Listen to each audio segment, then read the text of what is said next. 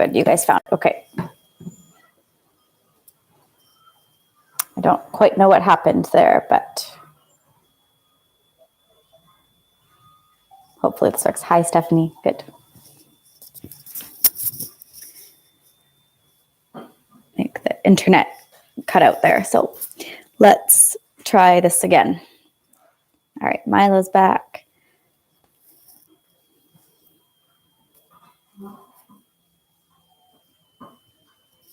Okay, 4 of us. All right, so let's go over chapter 17. So we had Voldemort is the heir of Slytherin, right? That's what we found out yesterday. And who helped Harry save Ginny and save himself, right? We had Fawkes, right? Fawkes is the Phoenix, and he came and helped Harry in the Chamber of Secrets, right? And then he helped fly them out, right? Good morning, Anaya. And at the end of chapter 17, good morning, Joshua. At the end of chapter 17, Fawkes led them to Professor McGonagall's office, right? And Harry knocked and pushed the door open, right? Good morning, Kathleen. Okay, are we ready to get started here with our last chapter? And like I was saying before, it's a shorter chapter, but it's going to be a good ending. So, yeah, I don't know. I think my internet connection cut out, Mila, so I wasn't able to get back on, so I just had to start a new stream. So I'll delete that one from the channel, so that one's not on there anymore. But for now, we're just going to listen here. Okay? All right. So let's get going here. So chapter 18, Dobby's Reward. For a moment, there was silence as Harry, Ron, and Ginny and Lockhart stood in the doorway, covered in muck and slime and, in Harry's case, blood. Then there was a scream. Ginny! It was Mrs. Weasley, who had been sitting crying in front of the fire. She leapt to her feet, closely followed by Mr. Weasley, and both of them flung themselves on their daughter. Harry, however, was looking past them. Professor Dumbledore was standing by the mantelpiece, beaming, next to Professor McGonagall, who was taking great, steadying gasps, clutching her chest. Fawkes went whooshing past Harry's ear and settled on Dumbledore's shoulder, just as Harry found himself and Ron being swept into Mrs. Weasley's tight embrace. Yeah, it was a really intense chapter yesterday, you're right. You saved her. You saved her. How did you do it? I think we'd all like to know that, said Professor McGonagall weakly. You can't see me? My camera says it's on. Okay, well, I'm just going to have to keep going. And if you can't see me, then you can just listen. Okay? Oh, you can. Okay, you can see me. Okay. Some of you can. Okay, all right. Mrs. Weasley let go of Harry, who hesitated for a moment, then walked over to the desk and laid upon it the sorting hat, the ruby-encrusted sword, and what remained of Riddle's diary. Then he started telling them everything.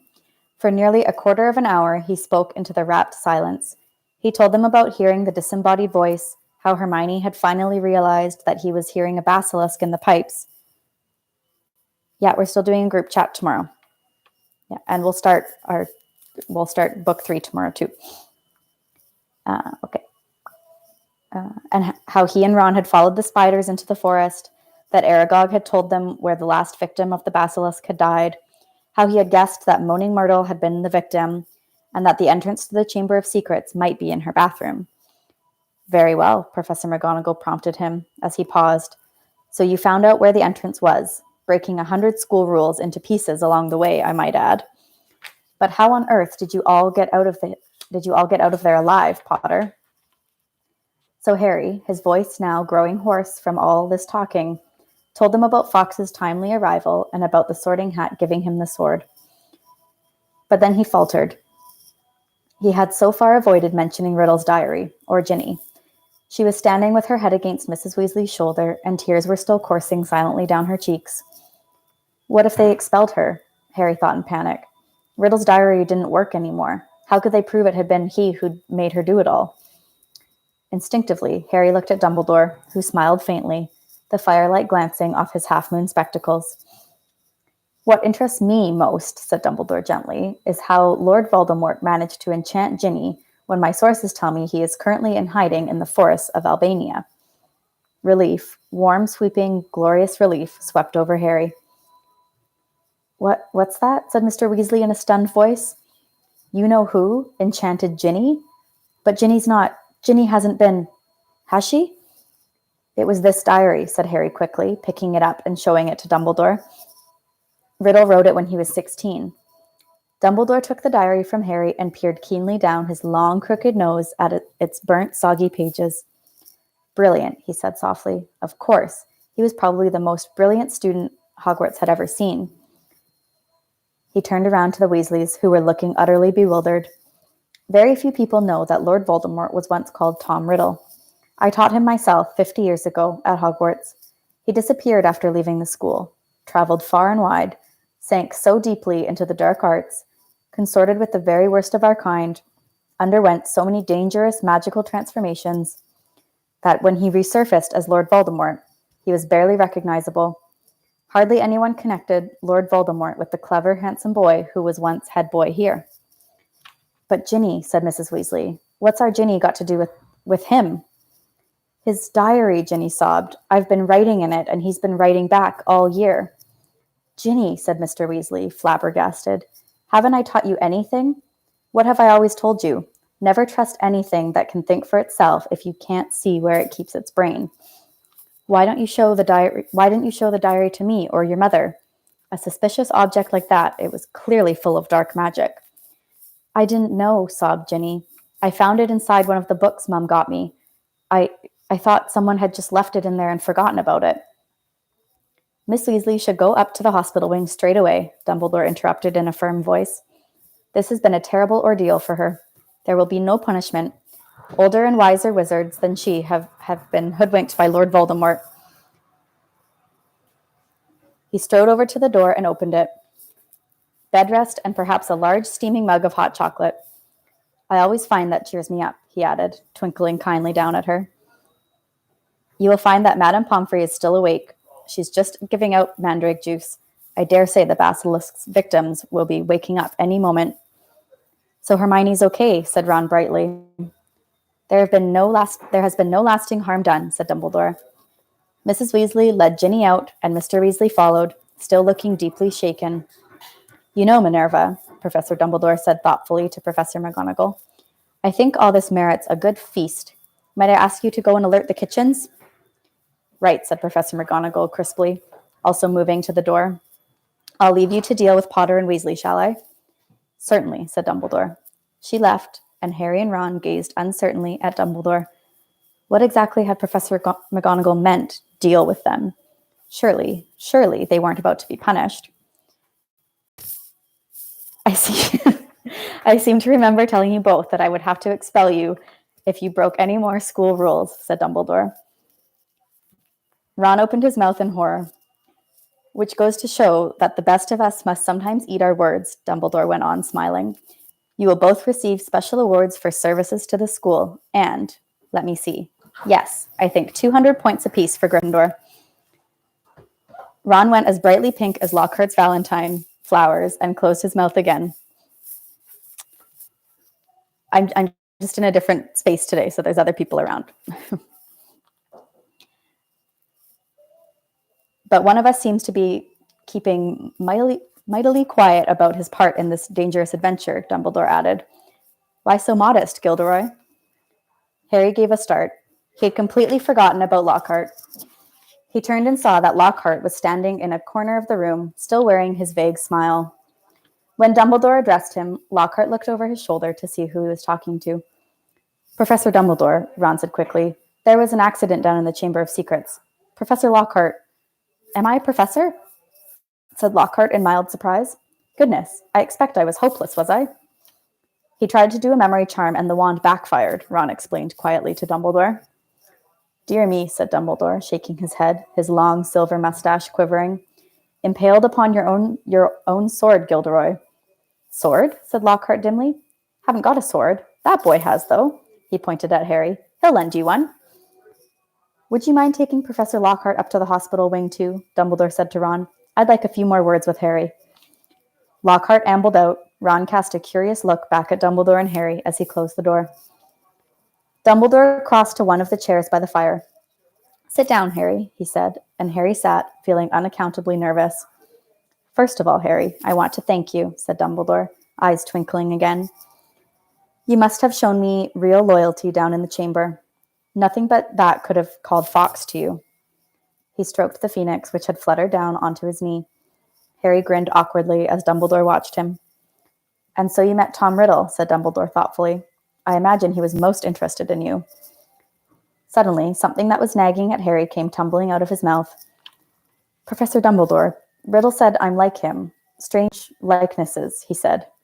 Did he now? Said Dumbledore, looking thoughtfully under his thick silver eyebrows at Harry. And what do you think, Harry? I don't think I'm like him, said Harry more loudly than he'd intended. I mean, I'm in Gryffindor. But he fell silent, a lurking doubt resurfacing in his mind. Professor, he started again after a moment, the Sorting Hat told me I'd have done well in Slytherin. Even thought I was Slytherin's heir for a while, because I can speak Parseltongue. You can speak Parseltongue, Harry, said Dumbledore calmly, because Lord Voldemort, who is the last remaining ancestor of Salazar Slytherin, can speak Parseltongue. Unless I'm much mistaken, he transferred some of his own powers to you the night he gave you that scar. Not something he intended to do, I'm sure. Voldemort put a bit of himself in me, Harry said, thunderstruck. It certainly seems so. So I should be in Slytherin, Harry said, looking desperately into Dumbledore's face. The Sorting Hat could see Slytherin's power in me, and it put you in Gryffindor, said Dumbledore calmly. Listen to me, Harry. You happen to have many qualities Salazar Slytherin prized in his hand-picked students. His own very rare gift, Parseltongue, resourcefulness, determination, a certain disregard for rules, he added, his mustache quivering again. Yet the Sorting Hat placed you in Gryffindor. You know why that was. Think. It only put me in Gryffindor, said Harry in a defeated voice, because I asked not to go in Slytherin. Exactly, said Dumbledore, beaming once more, which makes you very different from Tom Riddle. It is our choices, Harry, that show what we truly are, far more than our abilities. Harry sat motionless in his chair, stunned. If you want proof, Harry, that you belong in Gryffindor, I suggest you look more closely at this. Dumbledore reached across to Professor McGonagall's desk, picked up the blood-stained silver sword, and handed it to Harry. Dully, Harry turned it over, the rubies blazing in the firelight, and then he saw the name engraved just below the hilt, Godric Gryffindor. Only a true Gryffindor could have pulled that out of the hat, Harry, said Dumbledore simply. For a minute, neither of them spoke. Then Dumbledore pulled open one of the drawers in Professor McGonagall's desk and took out a quill and a bottle of ink. What you need, Harry, is some food and sleep. I suggest you go down to the feast while I write to Azkaban. We need our gamekeeper back. And I must draft an advertisement for the Daily Prophet, too, he added thoughtfully. We'll be needing a new Defense Against the Dark Arts teacher. Dear me, we do seem to run through them, don't we? Harry got up and crossed to the door. He had just reached for the handle, however, when the door burst open so violently that it bounced back off the wall. Lucius Malfoy stood there, fury in his face, and cowering under his arm, heavily wrapped in bandages, was Dobby. Good evening, Lucius said. I think it's Lucius, actually. I keep saying Lucius, but good evening, Lucius, said Dumbledore pleasantly. Mr. Malfoy almost kicked Harry over as he swept into the room. Dobby went scurrying in after him, crouching at the hem of his cloak, a look of abject terror on his face. So, said Lucius Malfoy, his cold eyes fixed on Dumbledore. You've come back. The governor suspended you, but you still saw fit to return to Hogwarts. Well, you see, Lucius, said Dumbledore, smiling serenely. The other 11 governors contacted me today. It was something like being caught in a hailstorm of owls, to tell the truth. They'd heard that Arthur Weasley's daughter had been killed and wanted me back here at once. They seemed to think I was the best man for the job after all. Very strange tales they told me, too. Several of them seemed to think that you had threatened to curse their families if they didn't agree to suspend me in the first place. Mr. Malfoy went even paler than usual, but his eyes were still slits of fury. So, have you stopped the attacks yet? He sneered. Have you caught the culprit? We have, said Dumbledore with a smile. Well, said Mr. Malfoy sharply, who is it? The same person as last time, Lucius, said Dumbledore. But this time, Lord Voldemort was acting through someone else, by means of his diary, or by means of this diary. He held up the small black book with the large hole through the center, watching Mr. Malfoy closely. Harry, however, was watching Dobby. The elf was doing something very odd. His great eyes fixed meaningfully on Harry. He kept pointing at the diary, then at Mr. Malfoy, and then hitting himself hard on the head with his fist. I see, said Mr. Malfoy slowly to Dumbledore. A clever plan, said Dumbledore in a level voice, still staring at Mr. Malfoy straight in the eye.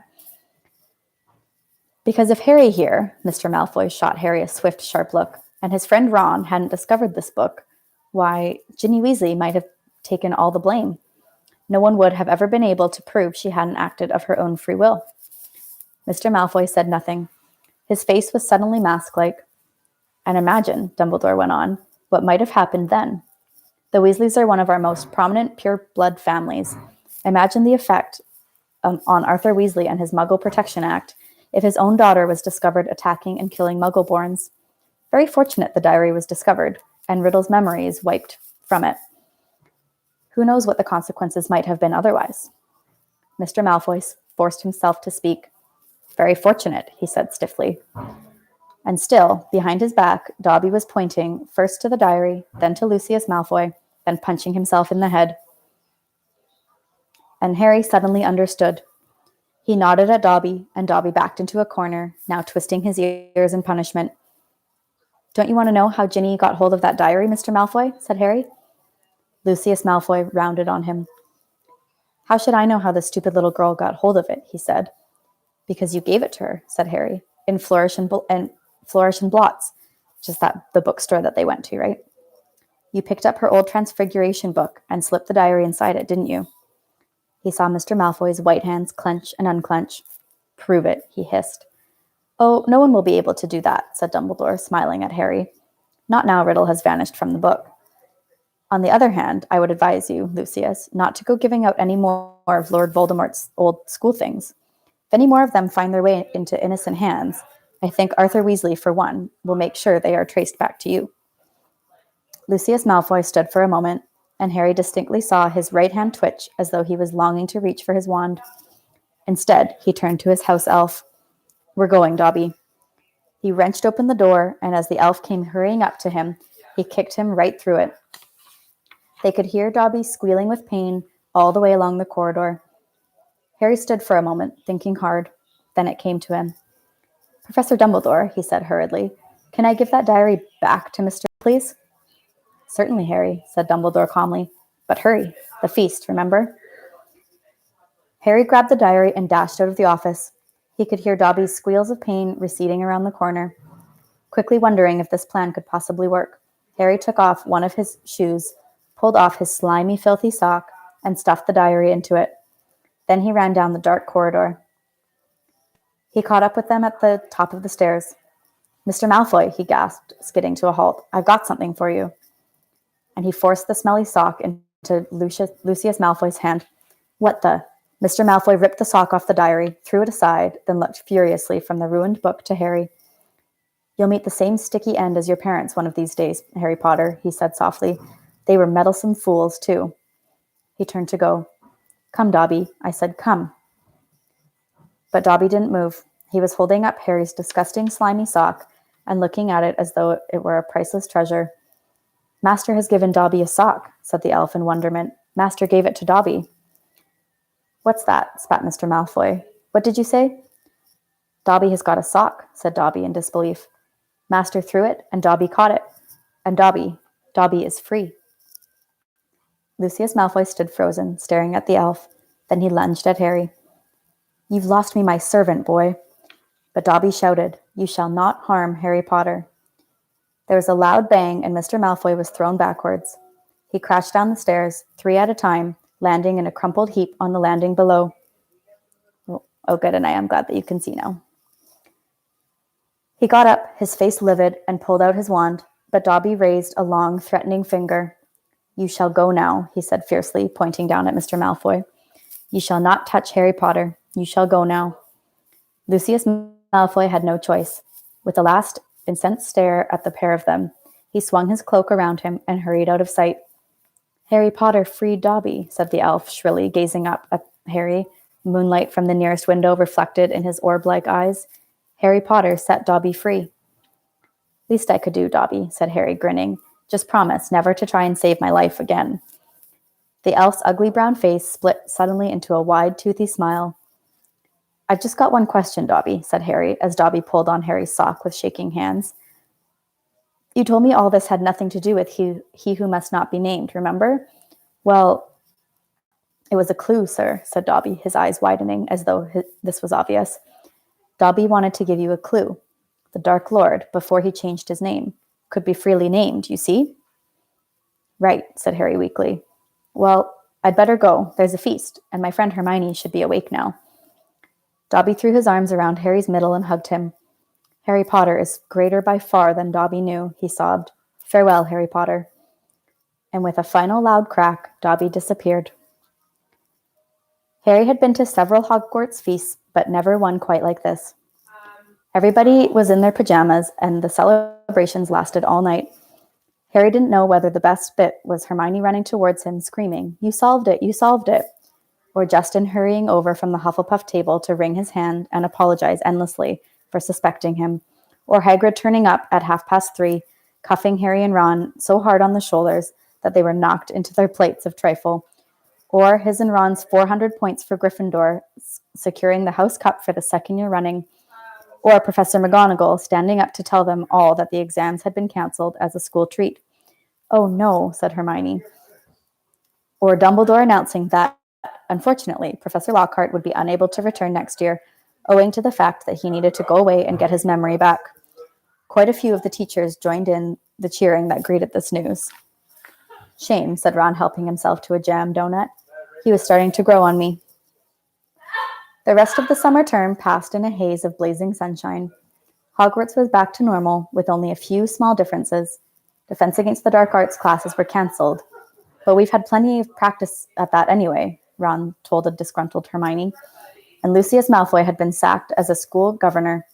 Draco was no longer strutting around the school as though he owned the place. On the contrary, he looked resentful and sulky. On the other hand, Ginny Weasley was perfectly happy again. Too soon, it was time for the journey home on the Hogwarts Express. Harry, Ron, Hermione, Fred, George, and Ginny got a compartment to themselves. They made the most of the last few hours in which they were allowed to do magic before the holidays. They played Exploding Snap, set off the very last of Fred and George's filibuster fireworks, and practiced disarming each other by magic. Harry was getting very good at it. They were almost at King's Cross when Harry remembered something. Ginny, what did you see Percy doing that he didn't want you to tell anyone? Oh, that, said Ginny, giggling. Well, Percy's got a girlfriend. Fred dropped a stack of books on George's head. What? It's that Ravenclaw prefect, Penelope Clearwater, said Ginny. That's who he was writing to all last summer. He's been meeting her all over the school in secret. I walked in on them kissing in an empty classroom one day. He was so upset when she was, attacked. You won't tease him, will you? She added anxiously. Wouldn't dream of it, said Fred, who was looking as if his birthday had come early. Definitely not, said George, snickering. The Hogwarts Express slowed and finally stopped. Harry pulled out his quill and a bit of parchment and turned to Ron and Hermione. This is called the telephone number, he told Ron, scribbling it twice, tearing the parchment in two and handing it to them. I told your dad how to use a telephone last summer. He'll know. Call me at the Dursleys, okay? I can't stand another 2 months with only Dudley to talk to. Your aunt and uncle will be proud, though, won't they? Said Hermione as they got off the train and joined the crowd thronging towards the enchanted barrier. When they hear what you did this year? Proud? Said Harry. Are you mad? All those times I could have died and I didn't manage it? They'll be furious. And together they walked back through the gateway to the Muggle world. And that's the end of book 2. No, I don't live with my sister. I'm in an office today. I was doing some work earlier this morning, and I didn't have time to go home before our read aloud started. So I'm just finishing it off here. Okay, that's it for book 2. So we will start book 3 tomorrow morning at 11. We also have our group chat tomorrow, and I will send out a reminder to parents. We're going to start at 9:30 tomorrow morning. So if you can make it, that's great. If not, that's okay too. No big deal. So I'm going to, you're still wearing your bear claws. Perfect. Okay, you guys, I'm going to end it here, and I will chat with you later or tomorrow. Okay? Have a great day. Bye.